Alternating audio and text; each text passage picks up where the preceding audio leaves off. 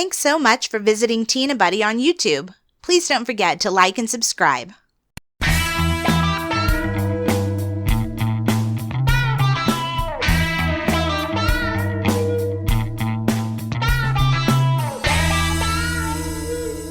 Hello and welcome back to Tina Butty Podcast. I am Erica. And I am Dominic. And today we're going to be doing sort of a random topic. It's random. Us. We just thought it up. Yeah. I can't remember. Off the top of our little heads. Well, I think something was on television or something. Yeah, and we thought, that's a good idea. Somebody asked, yeah. It's that classic topic of which 3 people, living or dead, would you like to invite to a dinner party? A dinner party where you've cooked everything. Sometimes they do 5 people, but that might have been a little bit more easy 5 for or me. 10 people, yeah. It's difficult to narrow it down to just 3. Yeah, it is. Sometimes I was struggling to get 3 because I was like, which one should I put in? Who would be my third guest? Yeah. You know, all that kind of thing. But the great thing is Dominic and I are married, so we can share our dinner party. we can host our dinner party together. No, you have a separate one in a different room. In a different room. Yeah, so we just thought that would be like a kind of a fun discussion.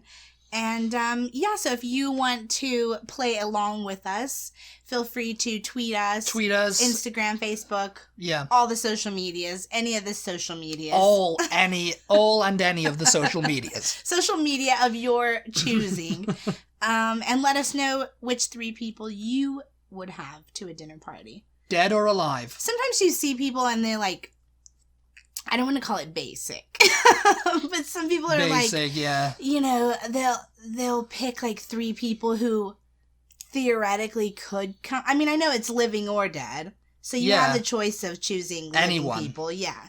But sometimes they pick like people who are just barely famous, and it's just like Z-list celebs.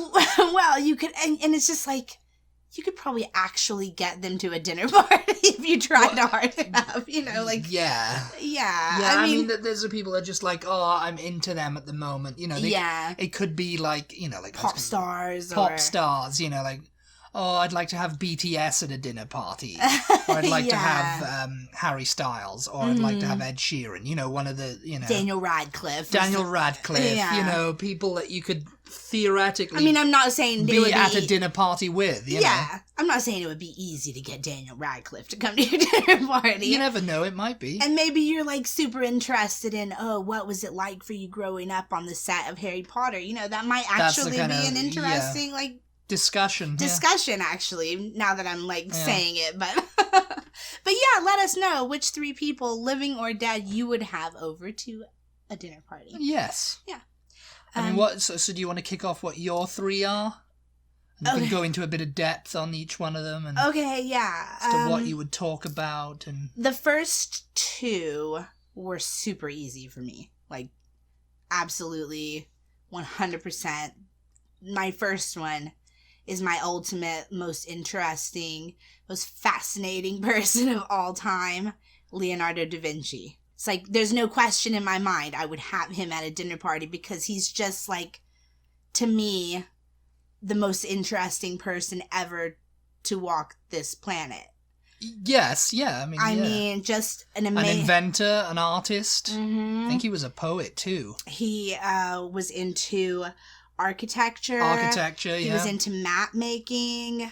He was a cartographer, He was a botanist. He was into music.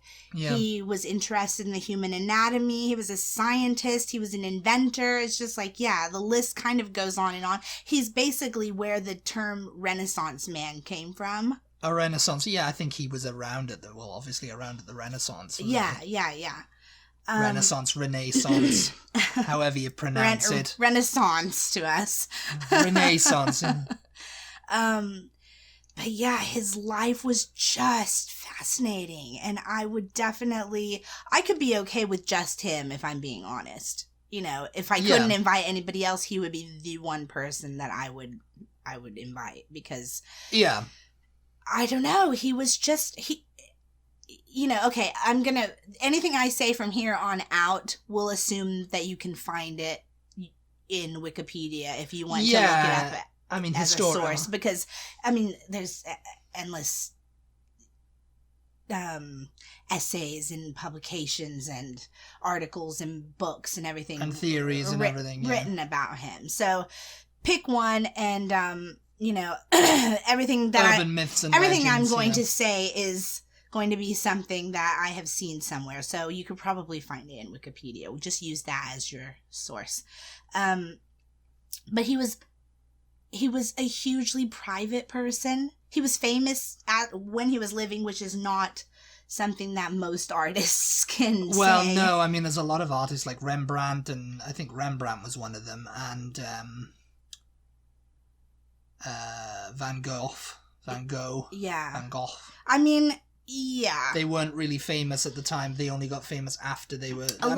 they were known, they were on the scene and everything, but they weren't, like, revered as they are now, by kings and popes and like the way Da Vinci was. Yeah, he was a huge celebrity. He was hired to make, like, basically in my mind what would be like if you were having a parade for the king. Like, okay, remember the scene in Aladdin when the suitors coming into the palace to meet Jasmine, and they have all their stuff, whatever. Yeah. He would have been someone that they would have hired to create the stuff like that to make people ooh and awe in the crowd. Yeah. Obviously he painted the freaking Last Supper. The Last Supper, yeah. The Mona Lisa. Yeah. But then there's more, like, even basic things about his life that just were not really common at the time, which he apparently was a vegetarian. Yeah. Oh, yeah. Yeah. Yeah.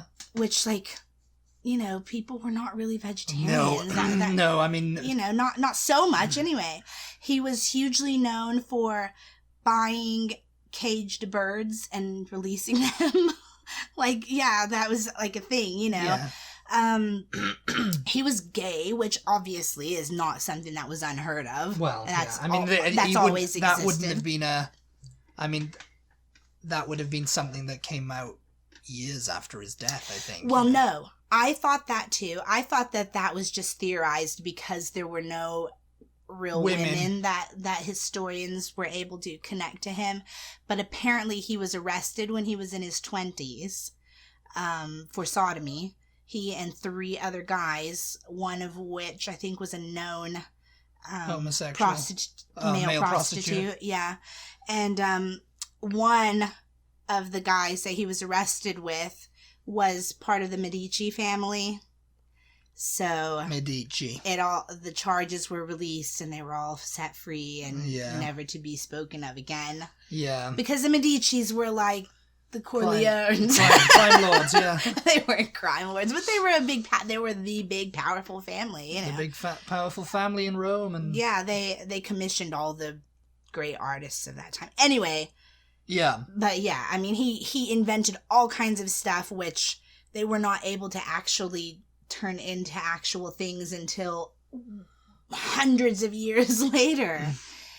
Well, yeah, I mean he had ideas, which is essentially what an inventor is. They have an idea, and they either have the means, like they had a patron like the Medicis who sponsored them to do it, or they just sat there with their ideas. And sometimes, you could come around and think, that would be a good idea to do this and good idea to do that, Yeah. But it's like, you have no way of implementing it. You have no way of actually designing it yourself or doing it. Yeah. And so your idea just kind of gets either stolen or someone else thinks of it and does it themselves organically. But yeah, I mean, I think he was trying to create a flying machine. Yeah. Very, very early on. He was trying to create... He had sketches and everything. It was like the Raven or something. It was like a Raven-type bird I can't thing. remember what specifically. I mean, there were so many things. It's just like, you can't really... I'm constantly waiting for somebody to come out with a really good series based on his life. Yeah. Because his, like you and I often talk about with the Beatles, you can't really fit his life into one biopic. Movie, no. It would have to be like, either a 3 because picture there's so deal much. or... There's so much. Yeah, I mean, the people who would have done it, and they would have just put the big chunks in, like yeah, the but big, you'd leave out so much. And just telescope all the rest and everything. It's just, yeah, you do leave so much out. And that's why, trying to make even a Leonardo da Vinci biopic or a Beatles biopic, well, there's too much urban myths and legends that need to be explored that would be left out of a movie. There's not even really been a really, not that I know of, if you guys listening know of a really great biography, really comprehensive but easy to read too, not like I don't want like a what do you call it, not a manual, but not educational, what do you call it, like textbook. I don't want like a textbook or like just I can't think of the word. Anyway, I want something that's easy to read. Just a dry kind of, yeah. I can't, there's a word for it. It's lost on me at the moment, but I want something that's easy to read, but that is factual. Technical. Biography. Technical, yeah. I don't want a technical. You don't want a technical one. Yeah, it's like a technical guide to Leonardo da Vinci. I want sort of like, how they do on all these rock stars, like biographies like that. I want like that. I want that kind of a biography, but on Leonardo da Vinci. Yeah. Anyway, I'm waiting on that. Anyway. With a lot of like dry historical kind of stuff, you don't want that kind of stuff. Yes, yeah. Anyway, okay, I could talk about him for ages, but I'll move on. Actually, one more real quick thing, but one more thing. Dominic is a huge Star Trek fan, so he got me into Voyager, Star Trek. Oh, Voyager. You remember that now? And yeah, I was going to mention that too, actually. What was her name? Captain Janeway. Captain Janeway, and she had a hologram program, holodeck program of Leonardo da Vinci, which I was thinking about that.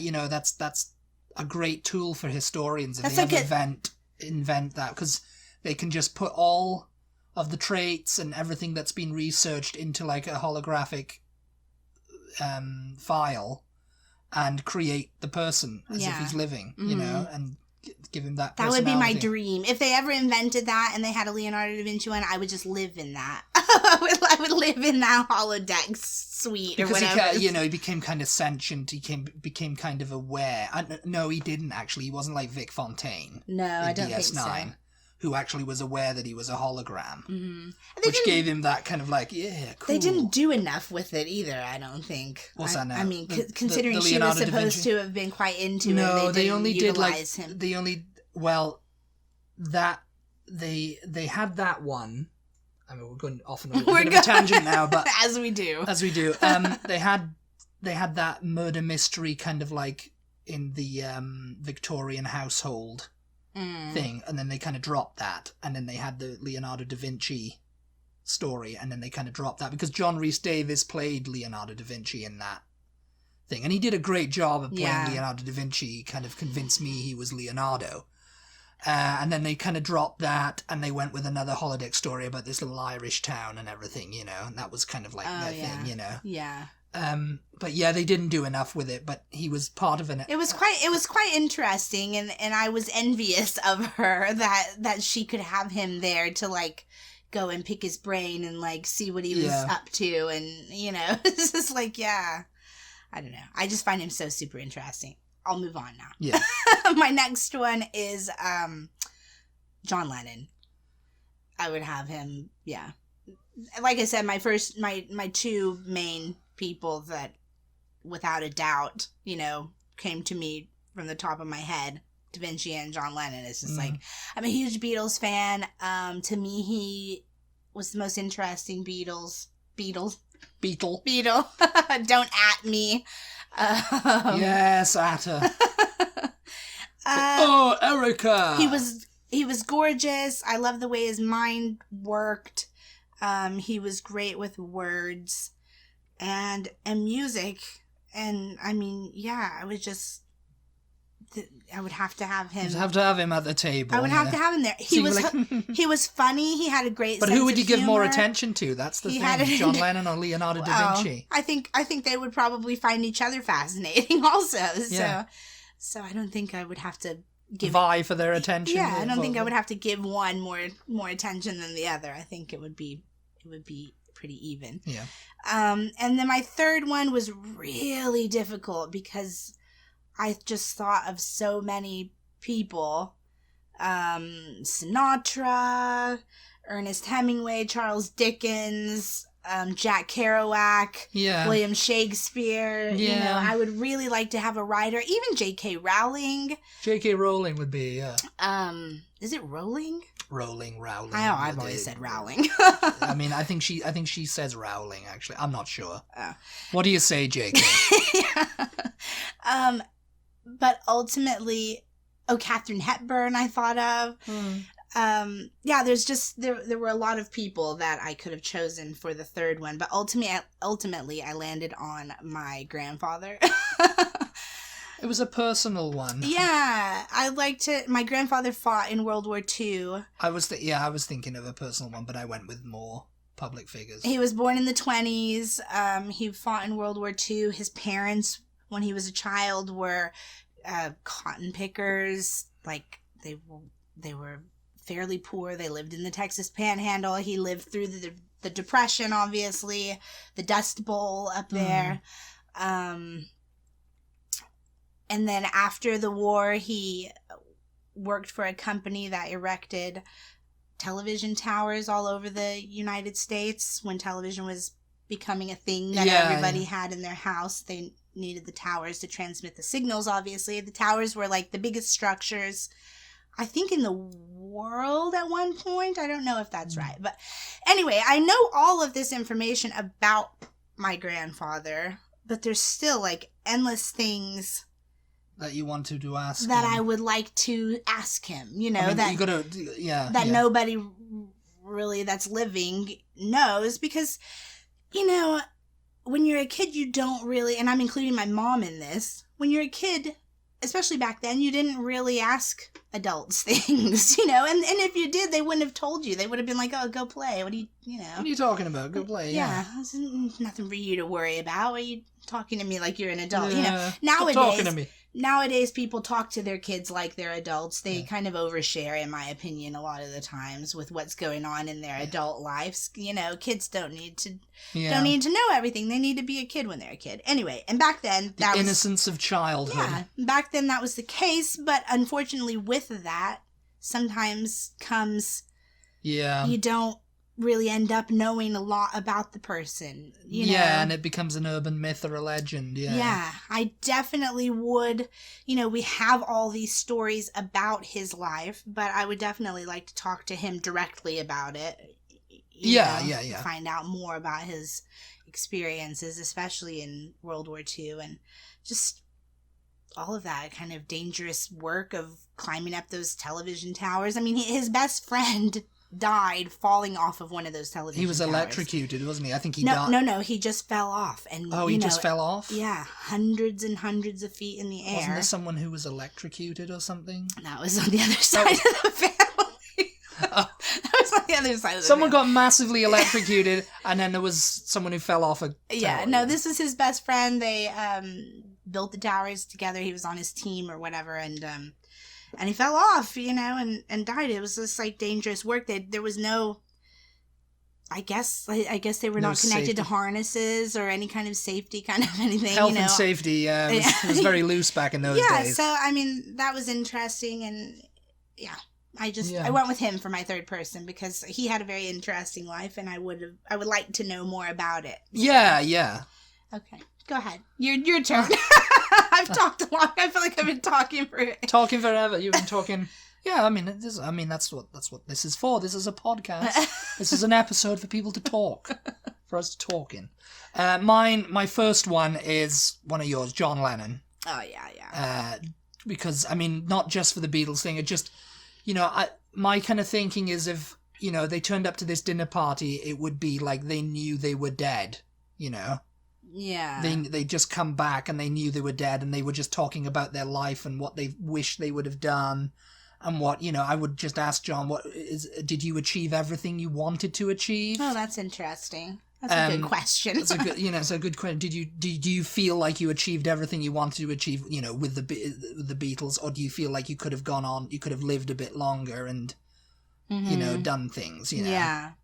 And it would be interesting to see what John said about that. That's a very intense question. I don't, it's just kind of like it's getting the most information out of it. I mean, I don't want to be like, when's the next hit record coming out? Well, or ask things that you can find out. Because I mean, at the end of the day, there's going to be people who want to invite John Lennon and go, what was it like to be in the Beatles? What was it like to have all that fame and money? And what did Yoko really break up the band? And silly questions like that. And it's just kind of like, that's kind of stuff that you can say with a bit of certainty that, either did or didn't happen, and you can say whether he was like, he liked the fame and money, but I just wanted to, I would really want to ask him, do you feel like you could have lived a bit longer? I mean, obviously he would probably say, I wanted to live longer, obviously with how he died. Mm-hmm. But just like, or maybe he would be happy. Maybe he'd be like, that was a nice little, like, is that the way I went was a bit crazy, but, I would have, I think the Beatles was a great legacy. Are you happy with your legacy? Yeah. And I think he might be. I think the Beatles is a great legacy and everything. It's a pretty good band. Yeah. But yeah, I mean that's the kind of stuff I'd ask all my my guests. Yeah. I mean, if this dinner party's shared, then it's going to be quite a big table. Yeah. Won't have enough food for everyone. My second one is Captain James Cook. Oh, that's really cool. Because one of the very early explorers. Yeah. Mm-hmm. And again, it would be a case of like, what was it like to set eyes on a new land? He discovered Hawaii. I think he discovered Australia too. For the English. I mean, I don't know who. There might have been someone before. I mean, obviously, there was people living there and everything like that. But he was like the first like Western person to discover them, I think. Yeah. Not sure about that. There might be people go, no, it was the Dutch. No, it was so and so. Yeah. But I know. Well, definitely, he went to Hawaii and he was like considered like a god in Hawaii, and that would be interesting to me. It's like, how did you handle that? Right. You've come from like England where you're like a celebrated captain, and then you go to this land and you have literally people. You're the god, Cook, Captain Cook. It's like you never get that anywhere today. You couldn't walk anywhere. And, to like a tribe of people as a white man or whatever and, like be considered a god. Yeah. Mm-hmm. It's kind of like, it's a very weird situation, where he was literally considered a god and they did like everything. He was, and he had Captain Bligh on his ship when he went to Hawaii. And that's when I would ask him, about, him dying and stuff and just how he felt about like, do you think you could have handled that better? And yeah, because I mean, it was something about one of the natives stole one of his boats and he took the king hostage to get it back because that's what they did. Was it Captain Cook who they went around the bend where it was like really rough waters? And I think he was that around the bottom of South America or something? Yeah, he did the Cape. No, was it the Cape or was it the what was that? Straight around Argentina there and the tip of Argentina by the thing. Yeah, I mean, I'm looking at it now, but I can't read what it is. Did they crash or something? Did their ship crash somewhere? Oh, I'm not sure. I'm not sure about that. You can ask him. I'll ask him. Yeah. No, I mean, a lot of people. I mean, you might be thinking of like Bligh and the Bounty and stuff, and because he wanted to do that too. Yeah. And I know in like the films and stuff, it's made out that Bligh was like, pretending to the people of Polynesia because he discovered all the like Hawaii and Polynesia and all them kind of islands. He discovered Tonga and all them kind of places. Oh yeah. And they considered him like, oh, this god, this explorer and everything. Yeah. He was very like Well, he had a ship. He had a ship. He had weapons. He had all these people under his command, and he was like white. And he was white, and they had uniforms and everything. And it was very like, oh, what is this? You know, the first white man we've ever seen. You know. Yeah. But yeah, I think he did try to like circumnavigate the globe a couple of times. I think he did it once, and then he went back to Hawaii, and that's where he was killed in Hawaii. You know. Oh, okay. And by the natives and stuff, and on the God, I can't remember the name of the ship. Yeah, it just all goes from your mind now. The Endeavor, I think it might have been. Someone will correct me. But yeah, I mean that's a really good one to come up with. That would definitely make for some interesting stories. And you know, what was it like? Ship naval life, and you know. Was the food really that bad? You know, was the discipline really that bad? You know, he'd have interesting stories to tell. Yeah. You know, if he could just let his guard down and. Can you imagine how much water they must have had to take with them on a ship to make a trip that long? How much food? I mean, yeah, the ship must have just been laden with cows, and yeah, I mean, well, I don't know if he had another ship with him. Yeah. Or if it was just him. But think about it, right? Back then, people were shorter, they were thinner. Yeah. Imagine, like, you know, it's no one of these massive cruise ships that could go around the world. Yeah. I mean, the amount of food they put on a cruise ship, you could probably circumnavigate the Earth, the world, a couple of times. Without having to restock or whatever? Without having to restock. Yeah. You know, well, I'm not sure about that. I mean, I don't know if anyone's done the maths on that. Tell us about it. But yeah, that's James Cook is one of them. James Cook, or, you know. Yeah, that's a good call. That would definitely be interesting, for sure. Next one, Agatha Christie. Oh, yeah. I just want to see if murder being a murder mystery. I was thinking about her or Arthur Conan Doyle. Oh, yeah. Arthur Conan Doyle, maybe, but I thought, no, Agatha Christie, because I wanted to see what inspired her to get into writing. I think her... And as like a woman, you know, like a woman writer and everything, coming up with these murder mystery stuff. With her, I would find out where was she. Well, yeah, that too. Yeah, I mean, you know, you'd want to ask her, where did you go for those 10 days or whatever it was, you know, and everybody was freaking out. And also, she's a fellow Torquayan, like me, you know. Yeah. So it'd be interesting to talk to her about what inspired her to, like, you know... I mean, we know kind of things like, you know, like...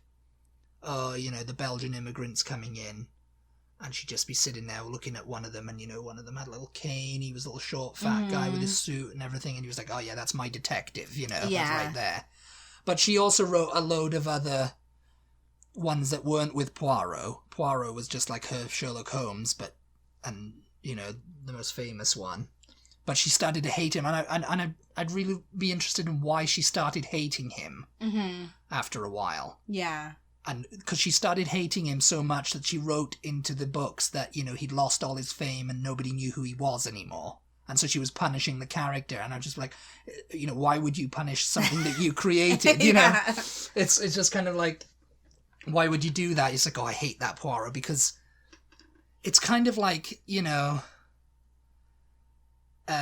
Sean Connery hating James Bond, you know, because that damn James Bond, oh, you know, and then kind of being okay with it. Like maybe John or George Harrison hating the Beatles for the success, you know, it's like, oh, you know, I hate them, you know, they do my head in, you know, always going on about the damn Beatles or whatever, you know. It's just interesting to me, because I think if I got successful for doing something, you know, like maybe, I don't know, writing a song or being in a band or being in a movie, I don't think I'd hate that thing if people go, oh, you're the guy from that thing, or you're the guy who wrote that thing, or you sing that. Especially if it was something you created. It's something you created or helped create. Like, I can understand... Like, let's say... Maybe I can understand it with Sean Connery, because he was an actor and it was just like one role. He was chosen for that role. He was chosen. It wasn't something he wrote or anything. But, you know, with Poirot, Agatha Christie, it was something she wrote. You know? Totally created that character. No one else. Yeah. But yeah, those are my three, you know. That's really good. Yeah, that's a really good, interesting dinner party, I think, definitely. And I think the three of them would enjoy each other. Yeah, I mean, and also it'd be like the Graham Norton show. Let them freaking talk. Yeah. Get them drunk and let them freaking talk about tell their stories. You know. Yeah. Well, one long dinner party. What would you serve? Oh. What would you serve? I don't know. I was thinking. I think I'd kind of tailor it to them. I know. I was thinking I would serve like crab legs. I would want it to be something like sort of fancy. You know, you obviously don't want to serve like pizza to these people. Maybe or James hamburgers. Maybe James Cook would be impressed by pizza. You never know. But then I thought, oh no, I couldn't do crab legs because Da Vinci was a vegetarian. So maybe I would do like pasta and eggplant. Pasta's good. Roasted Everyone eggplant. likes pasta. Everyone likes pasta. Yeah. Except maybe James Cook, because he might never have had it. Oh! Suddenly your guests are at my dinner party too. Well, this is you said, it's a joint dinner party, so we've got, If they're joint, then we both chose John Lennon, so we have to come up with one other person. We both have to? Oh well, or together, one or the other of us. I don't know. Yeah.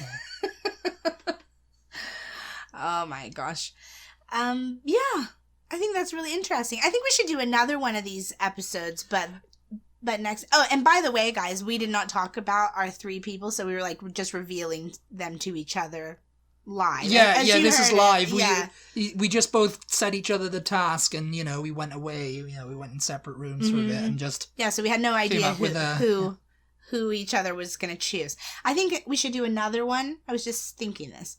We should do another one, but like just which three like fictional characters in history would you have? Oh, yeah. I think that's so easy for me. Oh, really? Yeah. Okay, don't say it. Well, maybe we'll do another episode. Yeah. Let us know if you would be maybe the next episode. Yeah. Let us know if you would be interested in an episode where we talk about which three fictional characters we would like to have to a fictional dinner party. created characters. Yeah. Yeah. I think that would be difficult for me too. No, I've got so many, but I've got one. I've got one. Like in my mind right now. But I won't say. Anyway. It's Thor, isn't it? No. She always wants Thor to come to the dinner party. No, but that's an idea. Captain America. You know what? Neither one of us chose anybody who's actually still alive, though. Well, no. I mean, because we're living at the same time as them. I mean, I never lived at any of their time. Well, yeah. I mean, I lived at the same time as my grandfather, but I was only like 14 when he passed away, so I was still a kid. Really. Yeah. You weren't old enough to appreciate. Not to be like rude, but I don't know anybody who's alive that I'd care to have dinner with. It's just like no, I know there's plenty of people I would think, oh yeah, I'd love to go to dinner with them. Yeah, I'd like to hang out for like a couple of hours with them. Yeah. There's plenty of people. Maybe Paul McCartney. Paul McCartney, yes. I did think Stephen Hawking for a minute. I thought, Stephen Hawking would be a pretty interesting person to. That was another thing on Star Trek they did. The Data had poker. He played poker with people from the university. He had Stephen Hawking, who actually starred as himself in it. He had Albert Einstein. Mm-hmm. Oh, and he had someone else as well, and they were just all playing poker That's and sort of talking like the about dinner party thing. Sort of like the dinner party thing, but they were playing poker. All right, we're just gonna sit here and continue this conversation, but you're not gonna hear it, so we'll talk to you next time. Thank you so much for listening. Yeah, thanks for listening. As always, we super appreciate you tuning in. Yeah. And talk to you next time. Goodbye. Bye.